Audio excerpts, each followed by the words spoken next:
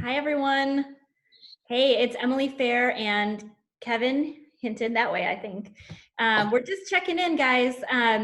Kevin and I have had, of course, as you can imagine, a lot of conversations over the last, well, month or so, but really elevated in the last couple of weeks in terms of what's going on in the real estate market, what's going on with our team, what we're seeing with our buyers and our sellers and past clients, future clients. And so, yeah, we just wanted to check in and give you a little bit more information.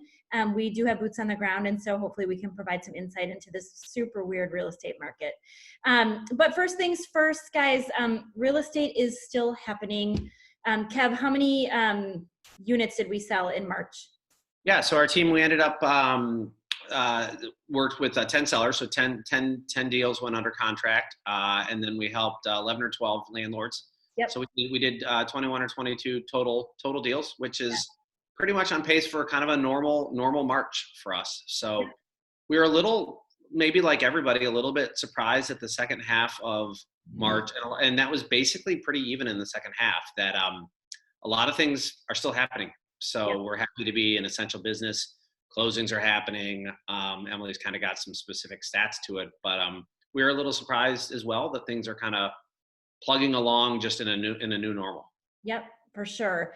New normal is absolutely the right thing. So the first and most important thing on our team is, of course, everybody's health and safety. So we've got all kinds of measures in place to ensure that our team and our buyers and our sellers are all healthy and safe. So virtual tours and lots of we're going like above and beyond with photos and things like that. But we are able to show vacant properties, and there's some creative ways that we can still make sure that our properties are being shown, or if a buyer wants to see a property, they can. So pending safety first. The real estate market, I mean, we're still plugging along. Interesting stat though, guys. So last week, 3,081 properties in Chicago went under contract. So, and that's anything from, townhomes, condos, multi-units, single family homes. But that's an astonishing number. That's more than we had thought. When Kevin and I started this conversation a few weeks ago, we did anticipate that the sales would come to a screeching halt, and that's just not the case. We think that right now buyers probably have a little bit more leverage than sellers, of course, given the condition, but we're still seeing things properly priced. We're still seeing multiple offers. We had a couple units in multiple offers. One of my listings went into multiple offers last Thursday. So that was kind of interesting. And then 3,891 properties in Chicago last week closed. So closings are happening and real estate is still churning. Kev, what are your thoughts on kind of the showings and the sales and putting things under contract? Yeah, I mean, it is interesting that there's going to be some things. Real estate will probably be done in a more efficient way on when we come on the other side of this. So finally buyers are able to sign docs remotely and don't necessarily have to be at closings. And there's just and then the other things, more virtual tours, more 3D tours, things like that. So that's kind of just interesting. There's gonna be some changes on the other side of this, even when things settle down. But obviously, like anyone, I clearly, we don't have any, we don't have a crystal ball, right? We have no data yet, right? Because all the data is still kind of backwards looking. But there's some things that'll come out of this. I mean, at the end of this, interest rates are going to be lower than they've ever been, most likely. They kind of weirdly spiked up a little bit because banks were struggling with liquidity and things like that, but they're starting to settle out. So that's a good thing, and probably will end up being lower than ever. The other thing that's it sounds kind of funny, but I mean, one thing is I think a lot of people realize they need more space, right? And that could be, they actually need a home office and things like that. So I think in general, there's going to be a decent amount of pent up demand where the spring market, we fully expect the total number of sales to be lower than last year. No doubt about that in the Aprils and Mays. But one, to Emily's point, things are still moving, but we also just think things are going to get shifted, that there's going to be kind of pent up demand. July and August are actually two of the slowest months typically in real estate in Chicago. Everybody always thinks January and February. But actually, so I think that the spring market's going to get pushed and possibly just kind of lead into the normal fall market. So we think a lot of pent up demand. And then, yeah, and we're going to have to see how prices play out. I mean, I think it would be logical to think that there'll be some pressure on pricing. Chicago is kind of shifting a little bit towards the buyer's market to begin with. Yeah. But that doesn't mean, nobody's predicting things falling off the cliff and whatnot. Right. But one thing, we hear from sellers all the time is, should I wait? Should I not put on the market yet? I mean, the one answer is wait for what, right? How long? Like, what is that? What does that mean, right? Is that April 15th? Is that May 15th, right?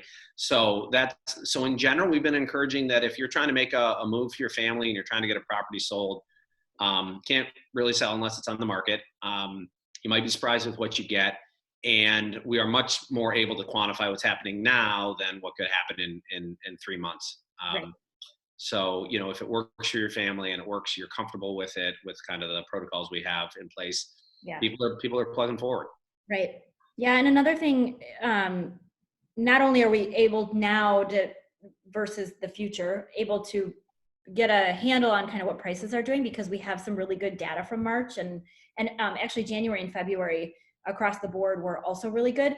But there's a lot of sellers that are pulling off the market right now and creating a situation where there's not a lot of competition. So if you're thinking like, yeah, we got to move, this isn't our plan, you might be in a really good situation in which you're not in a lot of competition with other sellers, which could help like mediate that whole pricing conversation. Because we're definitely seeing prices stabilize. We had seen prices kind of stabilize and even drop in some neighborhoods back in the fall and leading into the spring market. But now you might be in a better position price wise if you don't have as much competition. So that's kind of an interesting, we'll watch that of course closely, but it's been interesting to see that. Yeah. Well, okay, so what's our best advice here? If you're a buyer or seller or renter or landlord, or what's the best advice?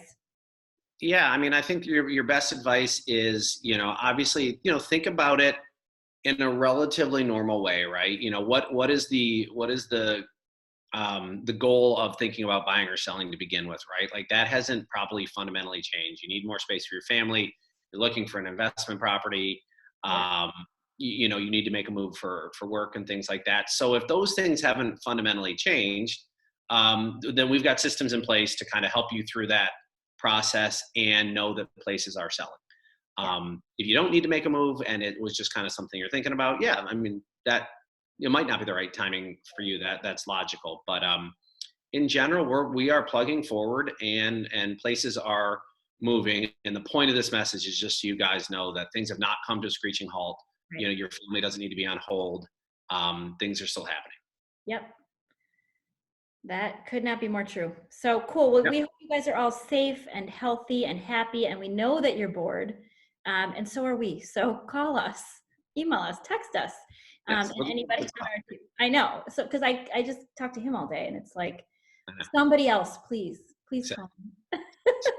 Somebody better looking than me. Yeah, that would be great. All right, you guys, we love you as our clients, our past clients, our future clients, and we will be in touch with more information. And we just are just so grateful to have you in our world and our lives. And we're looking forward to actually a really strong 2020. Really strong. Take care, everybody. Bye, guys.